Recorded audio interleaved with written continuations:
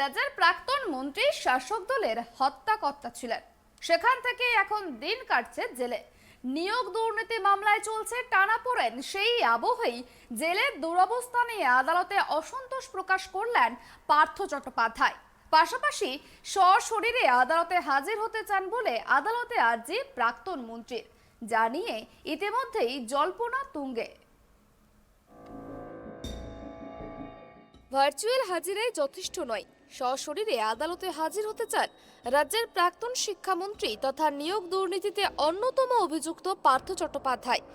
আইনজীবী মারফত তেমনটাই জানিয়েছেন তিনি। মঙ্গলবার নিয়োগ দুর্নীতি সংক্রান্ত মামলার শুনানিতে প্রেসিডেন্সি জেল থেকেই ভার্চুয়ালি হাজিরা দেন পার্থ। সেখান থেকেই বিচারকের কাছে কিছু বক্তব্য পেশ করেন তিনি।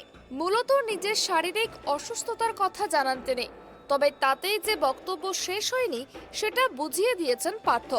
এদিন 19শে এপ্রিল পর্যন্ত জেল হেফাজতের নির্দেশ দেওয়া হয়েছে পার্থ চট্টোপাধ্যায় ও অর্পিতা মুখোপাধ্যায়কে। এদিন শুনানি চলাকালীন পার্থ জানান তার শারীরিক অবস্থা ঠিক নেই, পা ফুলে গিয়েছে। এমনকি তিনি এদিন বলেন, যদি মরে যায় তাহলে আর কি বিচার। একথা শুনে তার চিকিৎসার আশ্বাস দেন বিচারক। এরপরে তিনি জানতে চান পার্থর কিছু বলার আছে কিনা, আদালতে হাজির হয়ে তিনি কিছু বলতে চান কিনা। আইনজীবী মারফত পার্থ জানিয়েছেন তার কিছু বলার আছে। এমন কি বলার আছে যে জেল থেকে আদালতে হাজির হতে হবে তাকে? কোনো বিশেষ বার্তা, বিশেষ কারণ নাম, কি বলবেন তিনি? তা নিয়েও জল্পনা রীতিমতো তুঙ্গে। নিয়োগ দুর্নীতি মামলায় যখন একের পর এক গ্রেপ্তারির তদন্তকে আরো ত্বরান্বিত করছে, তার মধ্যে পার্থ আবার কোন ইঙ্গিত দিতে চান সেই দিকেই তাকিয়ে রয়েছে সবাই। আবার এও হতে পারে নিজেকে নির্দোষ বলার জন্যই আবার সামনে আসতে চাইছেন তিনি। নিজের স্বাস্থ্যের অবস্থাও সামনে এসে দেখাতে চাইছেন তিনি।